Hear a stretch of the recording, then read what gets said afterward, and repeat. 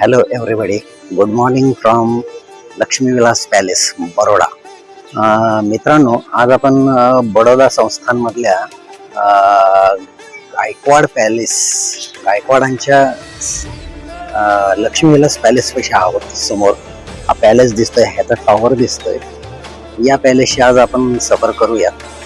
तर हा पॅलेस सयाजीराव गायकवाड तिसरे, बडोद्याचे महाराजा, यांनी 1890 साली बिल्टअप केला. आणि हा पॅलेस जवळजवळ हा जो परिसर आहे हा 550 एकरचा परिसर, या परिसरामध्ये हा पॅलेस उभारण्यात आलेला आहे. या पॅलेस साधारण इंडो सारासैनिक शैलीमध्ये याचं बांधकाम केलं गेलं 1890 साली. आणि त्यावेळेला साधारण याचा जवळजवळ 60 लाख रुपये खर्च करण्यात आलेला आहे. तर हा एक वास्तुशैली शास्त्राचा एक अद्भुत नमुना आहे. आणि त्याच्यामुळे याचं आर्किटेक्चर जे आहे ते ब्रिटिश आर्किटेक्चर मेजर मॉन्टे यांनी निर्माण केलं गेलं. आणि हा यातला सगळ्यात महत्त्वाचा पार्ट म्हणजे हा वालुकाश्मम स्टोनमध्ये, म्हणजे सँडस्टोनमध्ये हा बिल्टअप केला गेला. हा जगातला एक नंबरचा पॅलेस समजला जातो. याच्या खालोखाल बर्मिंगहॅम पॅलेस फ्रॉम लंडन हा येतो. साधारण 550 एकरमध्ये हा पॅलेस पसरलेला आहे. तर आता आपण याची अद्भुत सफर करूयात. मित्रांनो, आपण गेटमधून एंट्रन्स केल्यानंतर या तिकीट विंडो काउंटरला 250 per person for palace and 125 for museum असं आपण गेट पासेस घेतलेले आहेत. आणि इथून पुढे आता आपण एंट्री करत आहोत. मेन एंट्रन्सवर येतोय, पॅलेसच्या मेन एंट्रन्सवर येतोय. याचं शिल्पकाम बघा, हे कार्विंग याप्रमाणे. हा पॅलेसचा सगळ्यात उंच टॉवर, याची हाईट 204 फूट उंच आहे. हा पॅलेसचा मुख्य भाग आहे. आता आपण या ठिकाणी या स्टेअरकेसवरून आत जातोय. या आर्च, या कमानी, या सगळं पाहून घ्या. चला.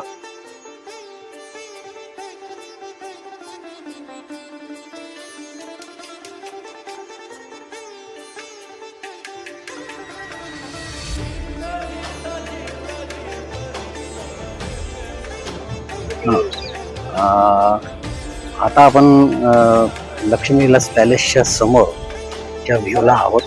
हा पॅलेस पूर्ण, हा टॉवर दिसतोय, त्याचे मुख्य टोम, हे दोन बाजूचे टोम, आणि हा त्याचा फ्रंट व्ह्यू. त्याच्यानंतर हे जे गार्डन आहे समोरचं पूर्ण गार्डन, या गार्डनची हिस्ट्री अशी आहे की याच्यासाठी महाराजांनी विल्यम गेल्डिंग या ब्रिटिश उद्यान तज्ज्ञाला पाचारण केलं होतं. त्यानं हा लँडस्केप तयार केलेला आहे. या ठिकाणी अतिशय उत्तम असं garden, near about 135 years old. साधारण 135 वर्षापूर्वीचा हा पॅलेस इंडो सारासैनिक शैलीत स्ट्रक्चर केलेला. याच्या आतमध्ये आता मुख्य याचा बघण्याचं वैशिष्ट्य म्हणजे याचा दरबार हॉल. या दरबार हॉलमध्ये इतकं म्हणजे अमेझिंग फर्निचर आणि त्याचं लँडस्केप आहे की आतमध्ये याच्या ज्या मार्बल फ्लोरिंग्स आहेत या इटालीवरून मागवल्या गेल्या. त्याच्यानंतर आतलं जे फर्निचर आहे हे फ्रान्समधून बनवलं गेलेलं आहे, फ्रान्समधून मागवलं गेलेलं आहे. त्याचबरोबर या दरबार हॉलच्या कोपऱ्यामध्ये एक मार्बलचे संगमरवरी पुतळे आहेत. हे पुतळे इटालियन शिल्पकार फेलोचिनी बनवलेले आहेत. हे अत्यंत उत्तम अशा याच्यातले हे केलेले आहेत, डिस्प्ले केलेले, की त्याच्यामुळे दरबार हॉलची शोभा वाढते या ठिकाणी. तर आता आपण आतल्या साईडला जाऊया, याचं स्ट्रक्चर आणि हे पाहूयात. विल्यम गेल्डिंगनी तयार केलेलं गार्डन लँडस्केप, त्याचबरोबर हे फाउंटन अतिशय उत्तमरित्या, जर त्याचा स्टार्टिंग पॉईंट बघितला तर हा असा येतोय.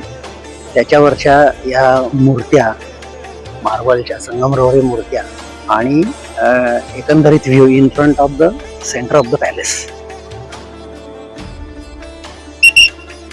या पॅलेसच्या दक्षिणोत्तर जो भाग आहे त्याच्यापैकी दक्षिणेकडचा हा जो भाग आहे, या ठिकाणी अद्यापही रॉयल फॅमिली वास्तव्यास करतात. म्हणजे सध्याचे महाराजे समरजित सिंह राजे गायकवाड आणि त्यांच्या महाराणी राधिका राजे गायकवाड.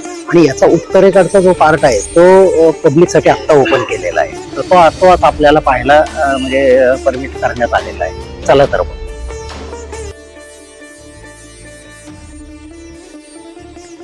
हां हॅलो. आता आपण लक्ष्मीविलास पॅलेसच्या मुख्य जे अट्रॅक्शन आहे दरबार हॉल, या दरबार हॉलमध्ये आलेलो आहोत.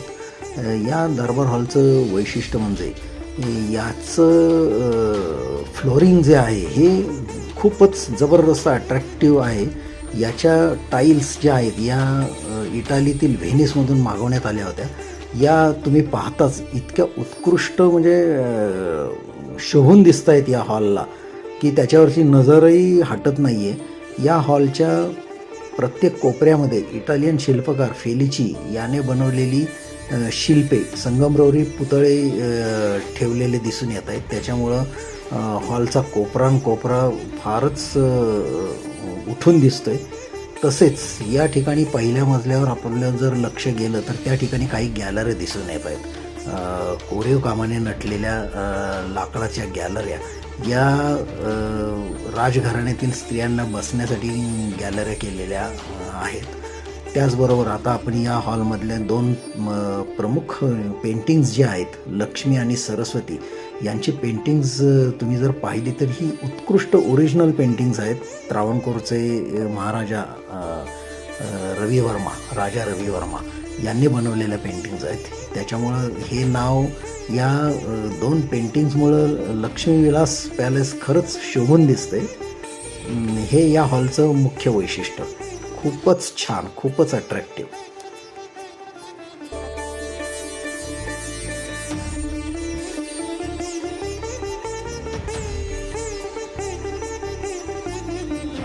आता आपण पूर्ण पॅलेसचं तळमजला पाहून आलेलो आहोत. तर तुमच्यासाठी मी काही स्नॅप्स आपले उत्तमरित्या घेतलेले आहेत, त्याची माहिती तुम्हाला माझ्या स्पीचमध्ये मिळेलच. तर असा हा अद्भुत पॅलेस 1878 साली बांधकाम चालू होऊन 1890 साली पूर्ण केलं गेलं, हे मी मागे तुम्हाला सांगितलंच आहे. आणि हा पूर्ण जगात एक नंबरचा मोठा अद्भुत पॅलेस असा समजला जातो. आणि सांगण्यासारखे आणखी विशेष म्हणजे हे एका मराठी राजाने निर्माण केलेलं साम्राज्य आहे. तर हे आवर्जून पाहावं असंच आहे. हे पहा आणि त्याची एक वेगळीच स्वतः अनुभूती घ्या प्रत्येकाने. तर चला तर मित्रांनो, आता भेटूयात.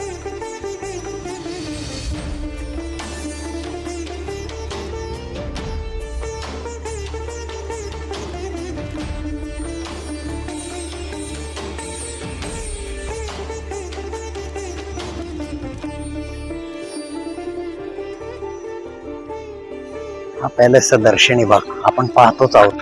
पूर्ण व्ह्यू कव्हर होतोय. टॉवरच्या खालचा भाग आणि पूर्ण gallery. Second floor used by royal family आणि ग्राउंड फ्लोअर जो आहे तो पब्लिक साठी ओपन करण्यात आलेला आहे. त्याच्यामुळे तिथल्या अद्भुत वस्तू, वर्ल्ड मधले बेस्ट ऑफ बेस्ट कलेक्शन या ठिकाणी तुम्हाला पाहता येईल. धन्यवाद. आता आपण फतेहसिंगराव महाराजा म्युझियम त्याच्या एंट्रन्स गेटमध्ये बसलोय, आत पाहून आलो.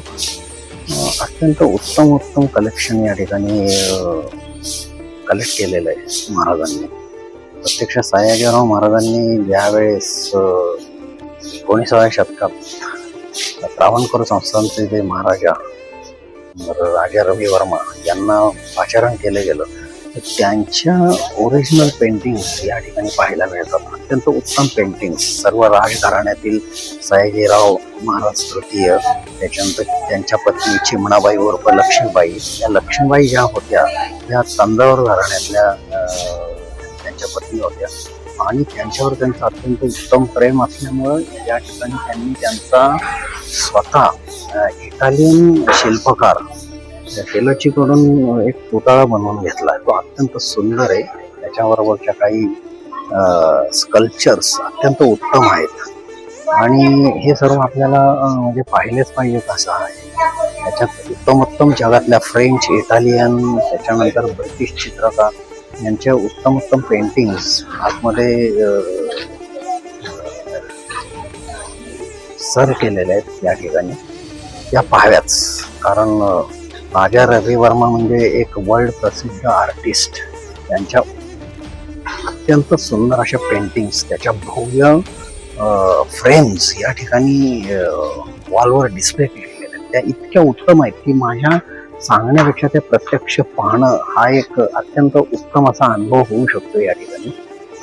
त्याचबरोबर सयाजीरावांचे वर्ल्ड भ्रमंती करताना त्यांनी जे कलेक्शन केलेले ते फारच सुंदर आहे. वेगवेगळे वाज, लँटर्न, त्याच्यानंतर मोठमोठ्या स्कल्पचर्स, त्याच्यानंतर काही पेंटिंग्स किंवा जॅपनीज, विशेषतः जॅपनीज वाज किंवा त्यांच्या ज्या कलेक्शन्स आहेत जपानमधले ते फारच उत्तमरित्या डिस्प्ले केलेले आहेत. त्यामुळे ते पाहावे असेच आहेत. तर आपण हा ठेवा जो त्यांनी हे केलेला आहे तो मिस करू नये. तो खरंच उत्तम आहे. आणि त्याचबरोबर तो पाहण्याचा म्हणजे जी संधी आहे ती घ्यावीच एकदा. आतमध्ये कॅमेरा अलाउड नसल्यामुळे मी या ठिकाणी बाहेर पाहून आल्यानंतर त्याचं डिस्क्रिप्शन दिलेलं आहे. तर ते जरूर पाहावं. त्यातल्या खास उल्लेखनीय गोष्टी म्हणजे त्यांच्या राजघरातली पेंटिंग्स किंवा त्यांचा वंशाचा जो ट्री दिलेला आहे ना तो पाहावा. महाभारत आणि रामायणातल्या अगदी नल दमयंतीपासून भरतराजांच्या पर्यंतच्या पेंटिंग्स. त्याचबरोबर आता मूळ पॅलेसमध्ये जो लक्ष्मी आणि नारायण लक्ष्मी आणि सरस्वती यांच्या ज्या दोन मूर्ती आहेत, दोन पेंटिंग्स आहेत, त्या खरंच उत्तम आहेत. त्या पाहाव्यात. आणि महाराजांनी म्हणजे या दोन पेंटिंग्स पाहिल्यानंतर या पॅलेसला लक्ष्मी विलास पॅलेस हे नाव का दिलं गेलं हे अगदी लक्षात येतं. म्हणजे ते सार्थच आहे. अक्षरशः लक्ष्मी आणि सरस्वती या ठिकाणी ओसंडून वाहते याचा आपल्याला अनुभव येतो. त्याच्यामुळे मित्रांनो, तुम्ही हा पॅलेस पाहिला नव्हता तर जरूर पहा. वर्ल्ड मधलं सर्वोत्तम कलेक्शन आणि सगळ्यात मोठा साधारण 550 एकर या परिसरात पसरलेला असा हा पॅलेस. तो पाहण्यात एक वेगळीच मजा आहे. तर जरूर या ठिकाणी मी आपल्याला पुन्हा एकदा आवाहन करतो. धन्यवाद. नमस्कार.